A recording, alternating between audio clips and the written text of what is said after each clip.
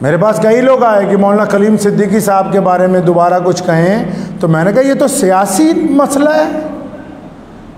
मेरे परदादा रईसुल अरार मौलाना इब्राहिम लुधियानवी रहमतुल्लाह अलैह ने बड़ी तारीखी बात कही। सन 1929 में जब अंग्रेज़ की तरफ से कादियानियत का जोर बढ़ा, कई मौलवियों ने कहा ये ख़त्म नबूवत का मसला दीनी है। फरमाया दीनी सिर्फ इस लिहाज से है कि ये झूठी नबूवत का ऐलान करता है, लेकिन ये मसला सियासी है। सियासी क्यों है जी? क्योंकि अंग्रेज़ मिर्ज़ा ग़ुलाम कादियानी को प्रोजेक्ट करके ये चाहता है कि मुसलमान देश की आज़ादी से पीछे हट जाएं, हमें ज़्यादा देर तक इस मुल्क में राज करने का मौका मिले। फरमाया जब तक इसको सियासी ताकत से जवाब नहीं देंगे मसला हल नहीं होगा। अब ये जो मुल्क में मसाइल चल रहे हैं बड़े बड़े, ये मजहबी मसाइल नहीं हैं, ये सियासी मसाइल हैं। और हज़ूर अकरम सल्लल्लाहु अलैहि वसल्लम ने मस्जिद नबवी की चटाई पर बैठकर सियासत की है, चटाई पर बैठकर, चारों खुलफा राशिदीन ने भी। अब अगर झूठा मुकदमा पड़ भी गया, अब सरकार को तो पता है कि भाई इन्होंने एक ही काम करना है, वकील करवा के देना। कईयों को मेरी ये बात चुभ जाती है कि जी बड़े मौलवियों के ख़िलाफ़ ना बोलो। मैं इसलिए कह रहा हूँ कि भाई अगर किसी को कौम ने बड़ा बनाया, किस लिए बनाया? घर में बावर्ची खाने में जिसकी ड्यूटी है खाना बनाने की ना, शाम को नहीं पहुँचेंगे तो नाराज़ नहीं होंगे आप? घर में मर्द की ड्यूटी दौलत कमा के लाने की है, वो खाली हाथ आएगा, आप नाराज़ नहीं होंगे? मदरसे में मुदर्रिस की ड्यूटी तालीम देने की है, वो नहीं पढ़ाएगा तो आप नाराज़ नहीं होंगे? इमाम की जिम्मेदारी वक्त पे नमाज अदा करने की, वो नमाज नहीं पढ़ाएगा तो आप क्या नाराज़ नहीं होते? पुलिस का काम लॉ एंड ऑर्डर को मेंटेन करना है, वो नहीं करते तो क्या आप हुकूमत से नाराज़ नहीं होते? अगर हर आदमी अपनी जिम्मेदारी अदा कर रहा है तो ये जिनको बड़े मौलवी बनाया, क्या सिर्फ जलसों में इनको जुब्बे पहना के मुसाफिर करने के लिए बनाया? इनको हमारा तमाचा देखने के लिए बनाया? इसलिए करोड़ों रुपए की गाड़ियां खरीद के दी हैं इनको कि जब हम पर मुसीबत आए तो तुम चुप होके बैठ जाना अपने घर में? इसलिए बनाया है क्या?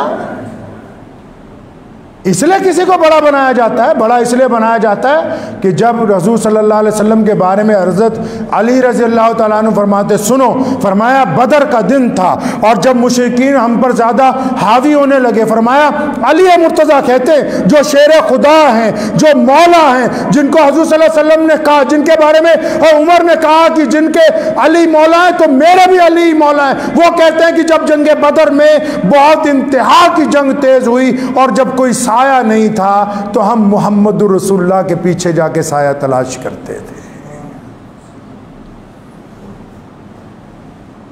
तो किस लिए बनाया? किसी को बड़ा किस लिए बनाया? घर में बाप क्यों हुआ? ताकि बच्चे उसके साए में पलेंगे, हैं जी? हमने एमपी एमएलए क्यों बनाए? ताकि वो हमारी क़यादत करेंगे, वो हमारी जुबान बोलेंगे जाके पार्लियामेंट में, वो हमारी बातें पार्लियामेंट तक पहुंचाएंगे, वहां जाके बताएंगे कि हमारे साथ जुल्म हुआ है, ज्यादती हुई है, क्या बात हुई, वो कहेंगे अपनी जुबान से। ये जो बार बार जाते हैं लाखों लोगों को लेके जलसे करने के लिए दिल्ली के मैदान के अंदर, बस सिर्फ इसलिए कि आप पगड़ियां बांधें और बंधवाएं, मिठाई खाएं और खिलाएं और ईद मिलन के प्रोग्राम करें और करवाएं, ये इस काम के लिए आपको बड़ा बनाया हमने?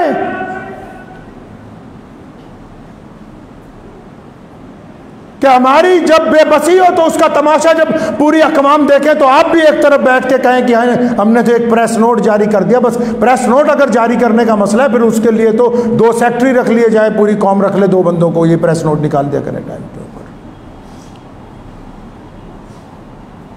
दिल्ली की जामा मस्जिद के मेंबर पर कोई बैठा हो और उसकी जुबान ना खुलती हो, और मुस्लिम मुल्क के 4 बड़े मदरसे, दारुल उलूम देवबंद है, नदवतुल उलमा है, अलीगढ़ की मुस्लिम यूनिवर्सिटी है, मज़ारुल उलूम है, और वो खामोश रहें कि जी हमारे एक आलिम दीन के साथ ज़्यादती हुई है, हम कुछ नहीं बोल सकते, तो फिर आप बड़े बने क्यों हैं?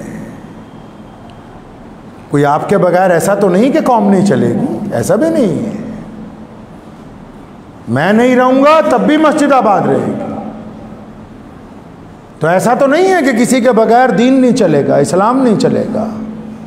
मुझे बहुत सारे लोगों ने रोका कि उन लोगों पे एतराज़ ना करें। क्यों, क्या वजह हो गई, पता तो लगे। क्या हमारा काम एक वकील करवा कर देना है, इसी में आप हम पे एहसान चढ़ा रहे हैं कि वकील करवा दिया है?